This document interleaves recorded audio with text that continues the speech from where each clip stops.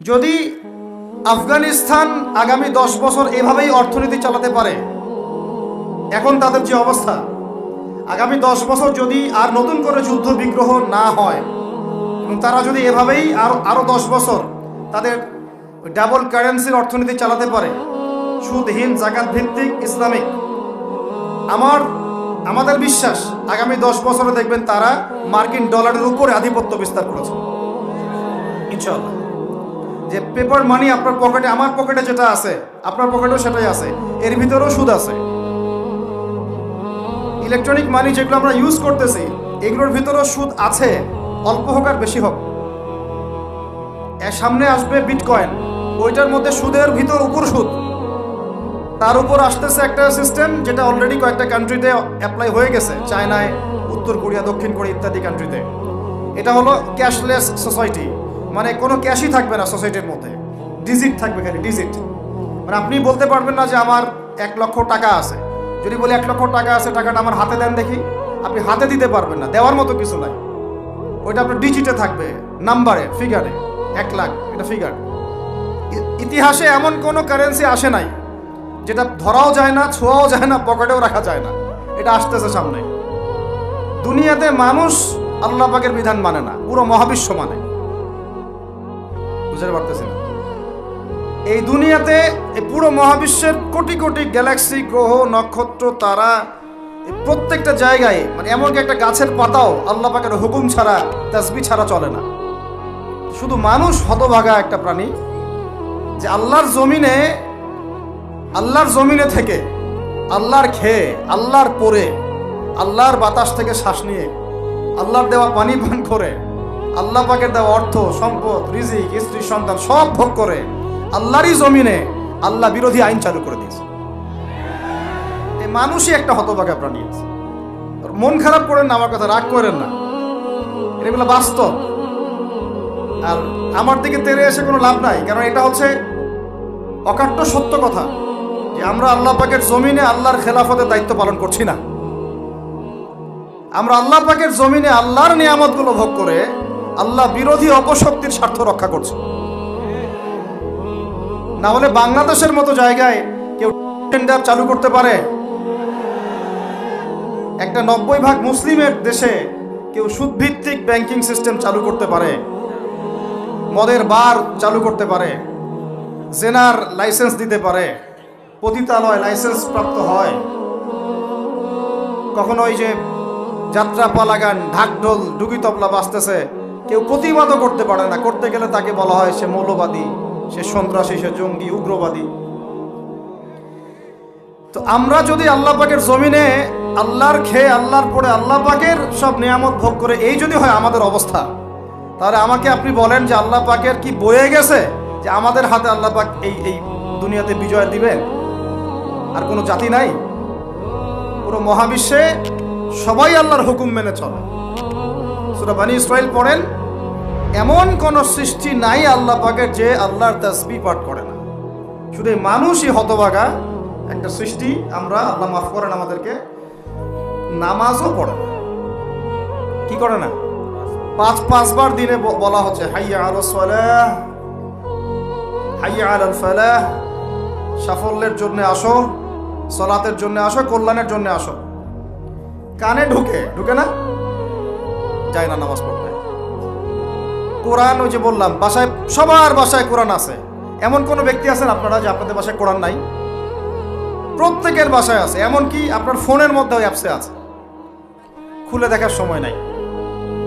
সময় কোথায়? মানে এত ব্যস্ত, সকাল থেকে রাত পর্যন্ত এতই ব্যস্ত মানুষ হতভাগা যে কোরআন খুলে দেখার সময় নাই। আবার বলে, এসব কথা বললে আবার বলবে যে আমরা কি ইসলাম কম বুঝি? আপনারাই ইসলাম বোঝেন, আমরা বুঝি না? আপনারাই মুসলমান, আমরা মুসলমান না? এগুলো বলবে। উমর রাদিয়াল্লাহু আনহু ঠিকই বলেছিলেন আজকে থেকে এই 1400 বছর আগে, যে ইসলাম ধ্বংস হবে যখন দেখবা 3টা বিষয় সমাজে চলছে। 1, দল্লাতুল আলেম, আলেমরা যখন পথভ্রষ্ট হয়ে যাবে তখন সমাজে ইসলাম ধ্বংস হয়ে যাবে। 2, ওয়াল আইম্মাতুল মুদিল্লিন, যখন আসবে এমন কিছু শাসক যারা পথভ্রষ্ট, মুদিল্লিন, তখন সমাজ ইসলাম ধ্বংস হবে। আর ওয়াল মুনাফিকিন, জিদারি কিতাবিল্লাহ, যে মুনাফিকরা যখন আল্লাহর কিতাব নিয়ে বাকবিতণ্ডা করবে, মুনাফিকরাই বাকবিতণ্ডা করবে যে আমরাই বেশি বুঝি ইসলাম, তোমরা বুঝো না। আর বাংলাদেশে এই টকশো সংস্কৃতি চালু না হলে আমরা এটা বুঝতে পারতাম না যে আসলে এই হাদিসটা সত্য। মাথার উপর দিয়ে যায় কথা কিছু না, পরে লেকচার রিপিট শুনে নিন। মূল জায়গায় আসি। কোরআন ঘরে আসে, আমরা তেলাওয়াত করি না। নামাজের আজান কানে আসে, নামাজে যাই না। শেষ রাত্রে আল্লাহ পাক প্রথম আসমানে নেমে আসেন। কিভাবে নেমে আসেন আমরা জানি না, ওইটার কাইফিয়াত ব্যাখ্যা করেন আমাদের দরকারও নাই। আল্লাহ পাক বলেছেন, বাস ঈমান রাখি। এবং আল্লাহ পাক আহ্বান করতে থাকেন, কে আছো আমার কাছে কিছু চাইবা, আমি তোমাকে দিব। সুবহানাল্লাহ। কে আছো আমাকে ডাকবা, আমি তোমার ডাকে সাড়া দিব। কে আছো আমার কাছে ক্ষমা চাইবা, আমি ক্ষমা করে দিব। এইভাবে ফজর পর্যন্ত আল্লাহ পাক আহ্বান করতে থাকেন। আমরা ওই সময় ফেসবুক টেসবুক চালাই, রিল্যাক্সে ঘুম দিই। তাহলে নামাজের আজান কানে যায়, নামাজ পড়ি না, কোরআন বাসায় আছে, তেলাওয়াত করি না, খুলেও দেখি না, 40 কুলখানি বাদ দিয়ে। আর শেষ রাত্রে আল্লাহ পাক আহ্বান করতে থাকেন, আমি উঠে ওযু করে 2টা রাকাত নামাজ পড়ে একটু দোয়া করব, সেটা পারি না। এই আমি আবার যখন দিনের বেলায় এলেম শিখতে যাই, এমন জায়গায় এলেম শিখতে যাই যেখানে নারী পুরুষ একাকার অবস্থা, ফ্রি মিক্সিং। আমি এমন এলেম শিখতে চাই যে এলেমটা আমাকে 20 বছরে 20টা সূরাও শিখায় না, 20টা হাদিস আপনার মুখস্থ নাই। আমি চ্যালেঞ্জ করতেছি আপনাকে, 20টা হাদিস আপনি দাঁড়ায় বলেন, ছোট ছোট হাদিস খালি। যেমন আমিরুল মুমিনিন উমর ইবনে খাত্তাব রাদিয়াল্লাহু আনহু قال قال رسول الله صلى الله عليه وسلم انما الاعمال بالنيات وانما لكل امرئ ما نوى فمن كانت هجرته الى الله ورسوله فهجرته الى الله ورسوله ومن كانت هجرته الى الدنيا يصيبها او امرأة يتزوجها فهجرته الى ما هاجر ইলাইহি। এরকম ছোট্ট আপনি আমাকে 20টা হাদিস শুনান, যারা 20 বছর পড়াশোনা করেছেন জেনারেল লাইনে, দাঁড়ান দেখি কার সাহস আছে।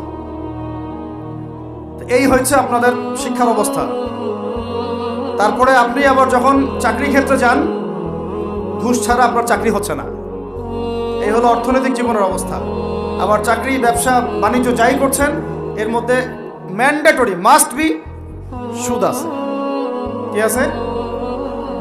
এই মাপে কম দেওয়া তো আছেই, অন্যের সম্পদ আত্মসাৎ তো আছেই, পণ্যে ভেজাল দেওয়া তো আছেই, তারপরে সিন্ডিকেট তো আছেই, যেটার দাম এখন এই রজবের, আজকে কয় তারিখ? রজবের 14-15 হবে না? তো এই রজবের 14-15-তে যে পণ্যের দাম 200 টাকা, 1.5 মাস পরেই সে পণ্যের দাম হবে 400 টাকা। এই হলো অর্থনৈতিক জীবনের অবস্থা। আর সুদের সাথে সম্পৃক্ত না হলে তো আমাদের ঘুম হচ্ছে না। বাংলাদেশের 64,000 গ্রাম বাংলা বলি না আমরা, 64,000 গ্রাম বাংলায় একাধিক সুদী এনজিও আছে। সবাই সুদী কারবার করতেছে। আমাদের মা বোনরা ওখানে সমিতিতে নাম লেখাচ্ছে, আমরাও নাম লেখাইছি অনেকে। কিস্তি শোধ করতে হচ্ছে, জমি বন্ধক রাখো, বাছুর বন্ধক রাখো, গরু বন্ধক রাখো। শেষমেশ ধনীরা ধনী হচ্ছে, গরিবরা গরিব হচ্ছে। কারণ আল্লাহ পাক এই কিতাবের মধ্যেই বলেছেন, সূরা বাকারার শেষের দিকে আছে যে ইয়া আইয়ুহাল্লাযীনা আমানু, হে মুমিনগণ, ইত্তাকুল্লাহ, আল্লাহকে ভয় করো, ওয়া যারু মা বাকিয়া মিনার রিবা, সুদ ছেড়ে দাও, ইন কুনতুম মুমিনিন, যদি মুমিন হয়ে থাকো, ওয়া ইন লাম তাফআলু, সুদ যদি না ছাড়ো, ফাআযানু বিহারবিন মিনাল্লাহি ওয়া রাসূলিহি, আল্লাহ এবং তার রাসূলের সাথে যুদ্ধের ঘোষণা শুনে নাও। আয়াত বুঝলেন? আয়াতটা কি বুঝলেন? আল্লাহ পাক বলছেন, যারা সুদ খায় বা সুদ না ছাড়ে, এরা আল্লাহ এবং তার রাসূল মুহাম্মদ সাল্লাল্লাহু আলাইহি ওয়াসাল্লামের বিরুদ্ধে অস্ত্র নিয়ে দাঁড়ায় আছে। তো আপনার আমার কল্যাণ হবে না ভাই দুনিয়ায়? পরকালে কল্যাণ হবে না? আমরা হাউজে কাউসারের পানি তো পাবো ইনশাআল্লাহ, আমরা কবরের উত্তর তো দিতে পারবো ইনশাআল্লাহ। আমাদের জন্য নবী সাল্লাল্লাহু আলাইহি ওয়াসাল্লাম সুপারিশ তো করবেন ইনশাআল্লাহ। সুপারিশ তো নবীজি করবেন, এটা ঠিক আছে, এটা তো ঠিক আছে। কিন্তু কোরআনে যে আল্লাহ পাক বললেন যে সুদ যদি তোমরা না ছাড়ো, তাহলে জেনে রেখো তোমরা আল্লাহ এবং তার রাসূলের বিরুদ্ধে যুদ্ধ করতেছো। এখন এটা আমরা কিভাবে আল্লাহ পাককে বুঝ দিব? দুনিয়াতে না বুঝ দিলাম, দুনিয়াতে হয়তো কারো ক্ষমতা আছে, জবানটা বন্ধ করে দিল, এই কথা বলতে পারবেন না, চুপ একদম। সম্ভব কিনা? দুনিয়াতে হয়তো সুদের মহাজন যারা একত্রিত হয়ে দেখা গেল যে একে তো সরাইতে হবে রাস্তা থেকে, এ তো মারাত্মক কথা বলতেছে, সরাই না হয় দিল, হতেও তো পারে। ইতিহাসে হয় নাই এমন? তারপরে কারো হয়তো দুনিয়াবি স্বার্থ আছে, বুঝাচ্ছে আমার বউ আছে, বাচ্চা আছে, চাকরি বাকরি কেমনে ছাড়ি ইত্যাদি। তো সব না হয় বুঝলাম, আল্লাহ পাকের সামনে আপনি এখন কি বুঝটা দিবেন? রাসূলের সামনে দাঁড়ায় কি বুঝটা দিবেন? দিতে হবে কি না জবাবটা?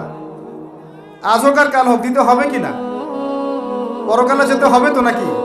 তো তাই যদি হয়, এটা যদি আমাদের ফাইনাল ডেস্টিনেশন হয়, চূড়ান্ত গন্তব্য হয়, তাহলে কোন ব্যক্তি বুদ্ধিমান, যে দুনিয়াতে সংশোধিত হয় সে, নাকি পরকালে যে ব্যক্তি অপেক্ষায় বসে থাকে সে?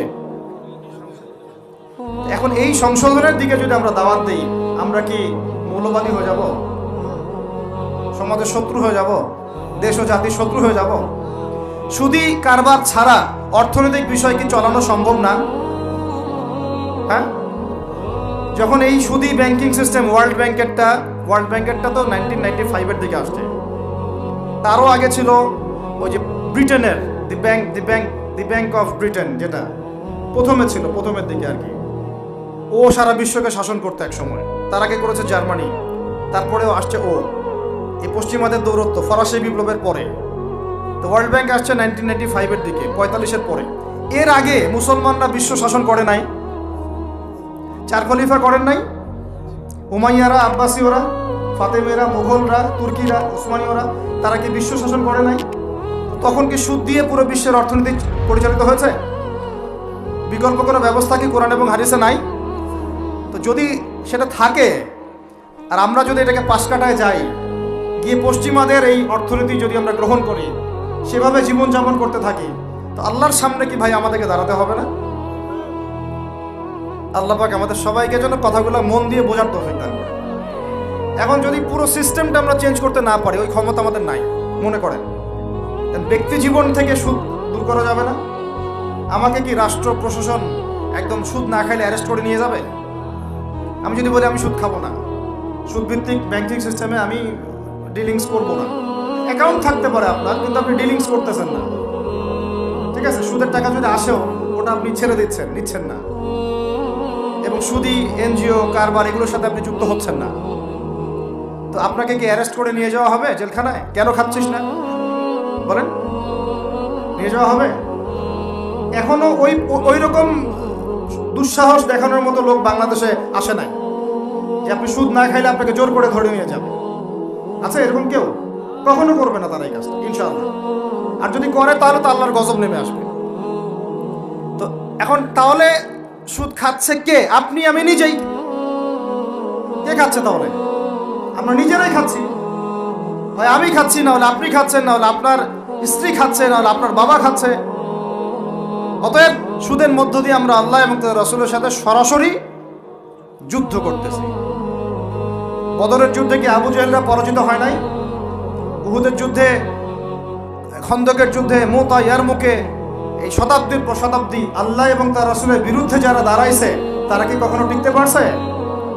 আজকে পশ্চিমারা সারা বিশ্বকে এভাবে সুদখোর বানিয়ে দিয়েছে, আর প্রত্যেকটা মুসলিম কান্ট্রি এর খপ্পরে পড়ে গেছে, বের হতে পারতেছে না। বের হওয়ার জন্য শুধু একটা জিনিস দরকার, একটা জিনিস, সেটা হচ্ছে আল্লাহ এবং তার রাসূলের প্রতি পরিপূর্ণ বিশ্বাস, ঈমান। এইটা আমাদের অর্জন হয় নাই, এটাই সত্য কথা। অর্জন যদি হতো তাহলে আমরা বিকল্প চিন্তা করতে পারতাম। যদি আফগানিস্তান আগামী 10 বছর এভাবেই অর্থনীতি চালাতে পারে, এখন তাদের যে অবস্থা, আগামী 10 বছর যদি আর নতুন করে যুদ্ধ বিগ্রহ না হয়, এবং তারা যদি এভাবেই আরো 10 বছর তাদের ডাবল কারেন্সির অর্থনীতি চালাতে পারে, সুদহীন, জাকাত ভিত্তিক, ইসলামিক, আমাদের বিশ্বাস আগামী 10 বছরে দেখবেন তারা মার্কিন ডলারের উপরে আধিপত্য বিস্তার করেছে, ইনশাআল্লাহ। ইনশাআল্লাহ। আমি ইকোনমিক্স নিয়ে পড়াশোনা করেছি ভাই, এমনি কথা বলতেছি না। অনলাইনে যারা আপনাদেরকে এইসব তালগোল মার্কা কথাবার্তা বুঝায়, যে কাগজের টাকা নিয়ে উল্টাপাল্টা কথা বলছে, ইলেকট্রনিক মানি নিয়ে উল্টাপাল্টা কথা বলতেছে, বিটকয়েন, ক্রিপ্টোকারেন্সি নিয়ে কথা বলতেছে উল্টাপাল্টা, ভাই এগুলো আমরা জেনে বুঝে কথা বলতেছি, জেনে বুঝে পড়াশোনা করে। এগুলোর উপর আমরা থিসিস করেছি ইউনিভার্সিটিতে, এগুলোর উপরেই। এমনি কথা বলতেছি না যে পেপার মানি আপনার পকেটে, আমার পকেটে যেটা আছে আপনার পকেটেও সেটাই আছে, এর ভিতরেও সুদ আছে। ইলেকট্রনিক মানি যেগুলো আমরা ইউজ করতেছি এগুলোর ভিতরেও সুদ আছে, অল্প হোক আর বেশি হোক।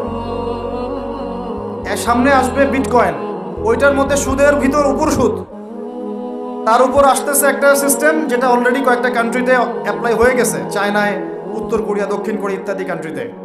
এটা হলো ক্যাশলেস সোসাইটি, মানে কোনো ক্যাশই থাকবে না সোসাইটির মধ্যে, ডিজিট থাকবে, খালি ডিজিট।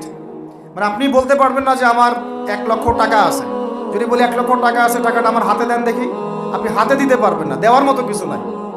ওইটা আপনার ডিজিটে থাকবে, নাম্বারে, ফিগারে, 1 লাখ, এটা ফিগার। ইতিহাসে এমন কোনো কারেন্সি আসে নাই যেটা ধরাও যায় না, ছোঁয়াও যায় না, পকেটেও রাখা যায় না। এটা আসতেছে সামনে। যারা বুঝে না এগুলা, আমরা আক্রমণাত্মক কথা বলতে চাচ্ছি না, আল্লাহ পাক তাদেরকে হেদায়েত দান করুন। যারা বুঝে না তারা মনে করতে পারে এগুলো হচ্ছে ভবিষ্যৎবাণী, আদতে এইগুলা বর্তমান বিশ্বে চলতেছে, আমাদের সে সম্পর্কে জ্ঞান নাই। আমরা অনেকেই ক্যাশলেস সোসাইটি প্রতিষ্ঠার চেষ্টা করতেছি, এটার মধ্যে যতটুকু কল্যাণ আছে না, তার চেয়ে বেশি অকল্যাণ আছে। যখন আমরা একটা জিনিস চালু হয়ে যায় তখন সবাই কিন্তু প্রতিবাদ করি না, যখন চালু হয়ে যায় তারপরে ওরা যখন ইসলাম বিরোধী এজেন্ডা বাস্তবায়ন করে তখন আমাদের টনক নড়ে। এক্সাম্পল দিই একটা, তাহলে বুঝবেন। আজকে নিয়ে যারা পেট্রোনাইজ করতেছে, পিছন থেকে ফান্ডিং করতেছে, এটাকে প্রমোট করতেছে, অনলাইন অফলাইন যেখানে ঢুকবেন খালি এগুলোই দেখা যাচ্ছে, এর পিছনে একটা সুদী এনজিওদের হাত আছে। কাদের হাত আছে? তো এখন সারা দেশে যখন এরা কারবার শুরু করেছিল তখন আমরা কিন্তু সবাই মিলে এইভাবে প্রতিবাদ করি নাই। আজকে যখন তারা একটা জিনিসকে প্রতিষ্ঠা করার চেষ্টা করতেছে ওদের স্বার্থে, ইসলামের বিপক্ষে, এখন আমাদের অনেকের টনক নড়তেছে যে আরে এ কি হচ্ছে, আমাদের মুসলমানদের বাচ্চারা এগুলো কি শিখতেছে। সমস্যা হচ্ছে আমরা সমস্যা আসলে শুরুতে বোঝার মতো ওই নূর, বাসিরা, হিকমা আমাদের এখনো পয়দা হয়নি।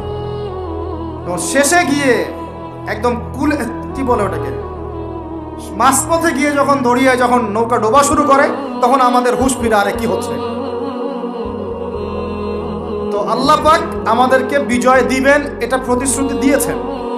যে একটা নিয়ে কথা বলতে গেলে ভিতরে চলে গেছে, আমার সমস্যা এটাই, আলোচনা করতে গেলে একটু বেশি ভিতরে চলে যাই, পরে আর বেরোতে পারি না। আপনারা কি আলোচনা বুঝতে পারতেছেন?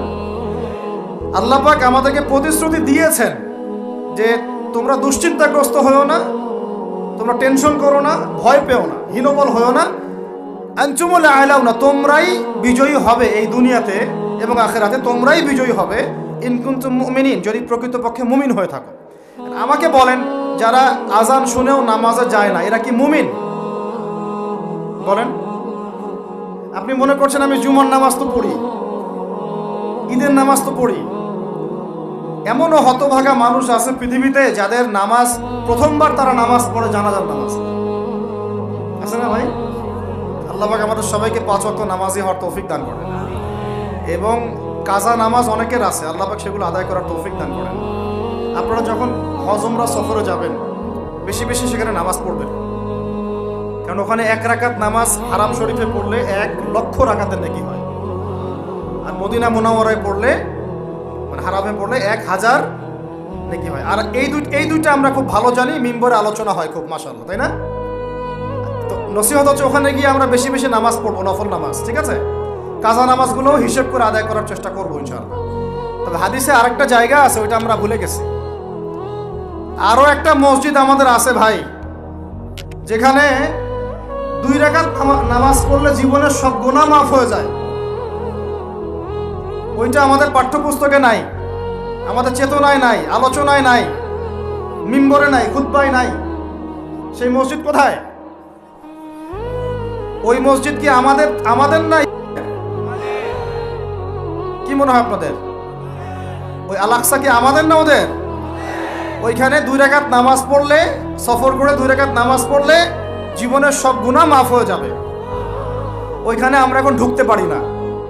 কারো কোনো ফিকির আছে? ইয়াংদেরকে বলতেছি ভাই, এমন একটা জামা আমাদেরকে করতে হবে যার একজন নেতা থাকবে, একটা নেতা, একদম সামি'না ওয়া আতা'না, শুনলাম মানলাম, এমন নেতা। এত ইখতিলাফ, এত বিভক্তি চলবে না। মানে বিভক্তি, ইখতিলাফ থাকতে পারে মাসলা মাসাইলের ব্যাপারে, ফিকহি ব্যাপারে, কিন্তু এই এত দলীয় বিভক্তি থাকা যাবে না। এক টেবিলে আলেমদেরকে বসতেই হবে। আলেমরা যদি এক টেবিলে না বসে ঐক্যের দৃষ্টান্ত স্থাপন না করতে পারে, জনগণ ঐক্যবদ্ধ হতে পারবে না। বাংলাদেশের সবচেয়ে বেশি দরকার এখন ওলামায়ে কেরামের ঐক্য। আমরা যারা ছোটরা আছি, আমাদের মূল কাজ এখন এইটাই, আমরা এটাই ফিকির করি কিভাবে আলেমদেরকে একটা জায়গায় বসানো যায়। আলেমরা যদি ঐক্যবদ্ধ হতে পারেন, জনগণ একদিকে ফোকাস করে চলতে পারবে ইনশাআল্লাহ। এবং তাদের মধ্যে যদি একজন আমির নিযুক্ত করা হয় এবং তার কথা যদি আমরা সূরাভিত্তিক মেনে চলি, ইনশাআল্লাহ বাংলাদেশ কেন পুরা বিশ্বে দিন কায়েম করা সম্ভব। আমরা এই দিক থেকে আমরা মোটামুটি 20-30 বছর পিছায় আছি এখন, বুঝতে পারছেন না আমার কথা? এই দিক থেকে দেখেন, আল্লাহ নবী সাল্লাল্লাহু আলাইহি ওয়াসাল্লাম মক্কাতেও সাহাবীদের মধ্যে কখনো বিভক্তি হতে দেন নাই।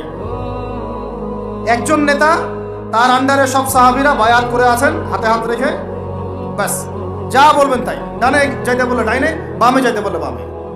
মার খাচ্ছেন, যদি নবীজি বলেন হিজরত করে চলে যাও, হিজরত করে চলে গেল আবিসিনিয়ায়, তাই না? আর যদি নবীজি বলেন সবর করো, সাবরান আলা ইয়াসির ফাইন্নামা ওয়াইদাকুমুল জান্নাহ, সবর করো তোমাদের জন্য জান্নাত, সবর করতেছেন, মার খাচ্ছেন, তাও কোনো কথা বলতেছেন না। এইরকম সামি'না ওয়া আতা'নার জেনারেশন না থাকলে দিন কায়েম হয় না, যেটা আমাদের বিগত 50 বছর আমরা করতে পারি নাই, এটাই সত্য কথা। এটা করার জন্য সবার আগে আমাদের মনের হিংসা দূর করতে হবে। কি দূর করতে হবে? মনের হিংসা দূর করতে হবে, মনের অহংকার দূর করতে হবে, নিজেকে ছোট মনে করা শিখতে হবে। আমি ছোট মানুষ, বড়রা যে দায়িত্ব দিবেন সেটা পালন করব, আলেম ওলামার সহবতে থাকবো, তাদের পরামর্শ চলবো, আমাকে যেভাবে গাইড করেন সেভাবে চলবো, যখন যে দায়িত্ব আসবে সেটা পালন করব। চিন্তা এরকম না থাকলে আপনি চলতে পারবেন না, বিদ্রোহী হয়ে যাবেন তখন। বেয়াদবি, এই যে প্রথম একটা কথা বলছি, বেয়াদবি। আমরা অনেকেই বড় বড় বরেণ্য আলেমদের সাথে বেয়াদবি করছি, তাদের মানিজ্য হানি করছি। অনলাইনে লাইভে চলে আসলাম, একটা কথা বলে দিলাম, পোস্ট দিয়ে দিলাম, ভাবছি আমি ইসলামের বড় উপকার করে ফেললাম। আদতে আমি বিশৃঙ্খল একটা অবস্থা ছিল, আরো বিশৃঙ্খলতা বাড়ালাম। আমি কাছাকাছি তো আনতেই পারলাম না। কিছু মানুষের কাজ দেখলে মনে হচ্ছে যে তাদের একটাই কাজ। কি একটাই কাজ? অনলাইনে একটা একটা করে আলেম, একটা একটা করে বক্তা, একটা একটা করে দায়ীর নাম ধরে ধরে সমালোচনা করা। এটা করে আপনি দিনের কি উপকারটা করতেছেন? এই কাজগুলো করে আপনি দিনের কোন জায়গায় খেদমতটা করতেছেন বলেন? এতে করে মানুষের দিন সম্পর্কে, সেই আলেম সম্পর্কে, সেই বক্তা সম্পর্কে, সেই ওস্তাদ সম্পর্কে, সেই ইসলামী দল সম্পর্কে কি ভালো ধারণা সৃষ্টি হচ্ছে না খারাপ? আমরা যদি প্রশ্ন করি যে আপনি নিজের চেহারাটা একটু আয়নায় দেখেন না, আপনার ভিতরে কি কোনো দোষ নাই? আপনি কি এই উম্মার নেতৃত্ব দেওয়ার যোগ্যতা অর্জন করেছেন? কতগুলো কিতাব পড়েছেন? কি ডিগ্রি অর্জন করেছেন? কতটুকু সার্টিফিকেট অর্জন করেছেন? কতটুকু তাসকিয়া অর্জন করেছেন? কতটুকু আপনি নূর অর্জন করতে পারলেন? কতটুকু বাসিরা আছে আপনার? কয়টা মসজিদ করেছেন? কয়টা মাদ্রাসা করেছেন? কয়টা ইসলামিক সংগঠন করলেন? কয়টা কিতাব লিখলেন? কয়টা লেকচার দিলেন? আপনি নিজে কি করলেন দিনের জন্য? এই চিন্তাটা করা দরকার নাই যে আমি নিজে কি করলাম দিনের জন্য, ও কি করলো, ওর কি খেদমত, ওর কি দোষ, ওর কি ত্রুটি, এইগুলোর চর্চা আমরা ব্যস্ত হয়ে আছি এখন। এই একটা কারণে আমাদের ওলামায়ে কেরামদের মধ্যে ঐক্য হচ্ছে না, দুর্ভাগ্যজনকভাবে। কারণ আমরা একটা শ্রেণী আলেমদের ইজ্জত ধোয়ার পিছনে লেগে গেছি। একজন আলেম না একটা ভুল করছে, ভাই আলেম মানুষ তো, কেন বেয়াদবি করতে হবে আপনাকে? কেন আপনাকে একটা সেশন করতে হবে? কেন একটা এটা করতে হবে, সেটা করতে হবে? চুপ করে থাকেন আপনি। পারলে তার সাথে আপনি পার্সোনালি দেখা করেন, তার কাছে যান, তার কথার পিছনের কারণটা খুঁজে বের করার চেষ্টা করেন। ইসলামের খেদমত এগুলো হচ্ছে না, ওইদিকে যেতে যাচ্ছি না। একটা রিকোয়েস্ট করবো আপনাদেরকে যে আমরা সবাই একটা দায়িত্ব কাঁধে নেই, যে এই উম্মতকে বিজয়ী করার জন্য আমারও কিছু দায়িত্ব আছে। আপনার দায়িত্ব নেই ভাই?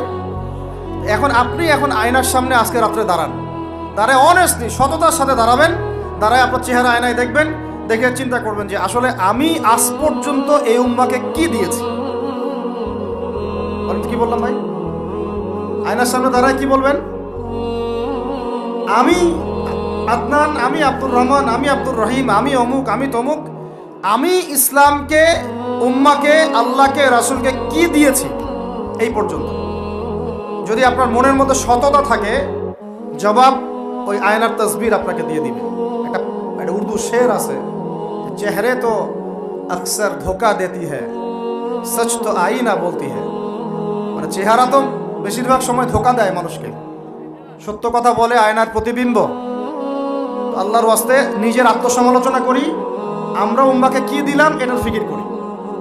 এখন যদি উত্তর আসে যে আমি অনেক দিয়েছি উম্মাকে, আমি একদম কামেল হয়ে গেছি, তাহলে বুঝবেন আপনার মধ্যে ইবলিসের চরিত্র আসছে।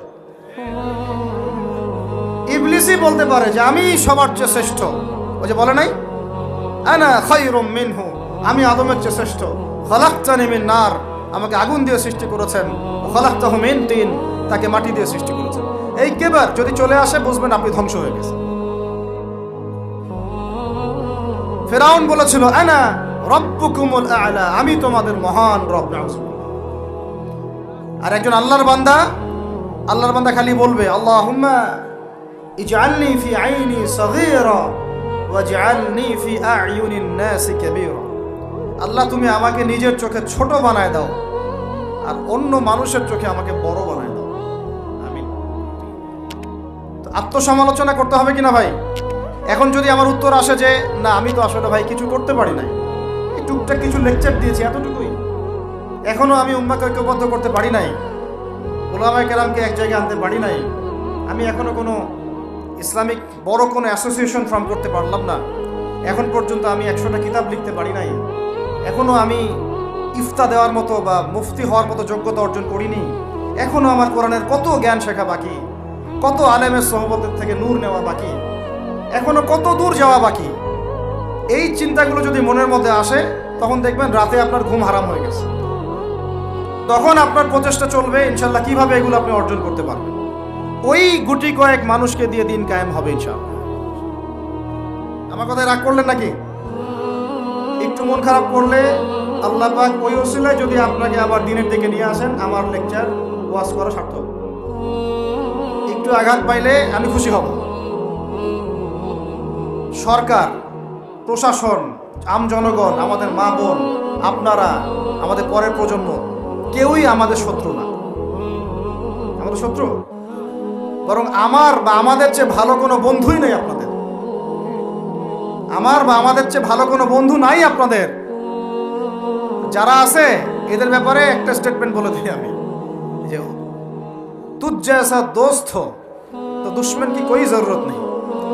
ওইরকম বন্ধু যদি থাকে তাহলে দুশ্মনের কোনো দরকার হবে না। আমি একটু কাঠখোট্টা মানুষ আর খোলামেলা কথা বলি, এটা আমার দোষ। তবে এই দোষটা নিয়ে আমি আল্লাহর পথে কাজ করতে চাই, কারণ সব সময় নরম নরম সুরের কথায় ওয়াজে কাজ হয় না। নরম নরম কথা বলার সময় শেষ হয়ে গেছে। এখন হক আর বাতিল স্পষ্ট করতে হবে, তবে হিকমার সাথে, প্রজ্ঞার সাথে। যে আয়াতে আমাদেরকে আল্লাহ পাক আমল করতে বলেছেন, সেই আয়াতে আমল করতেছে এখন সারা বিশ্বের শক্তিরা।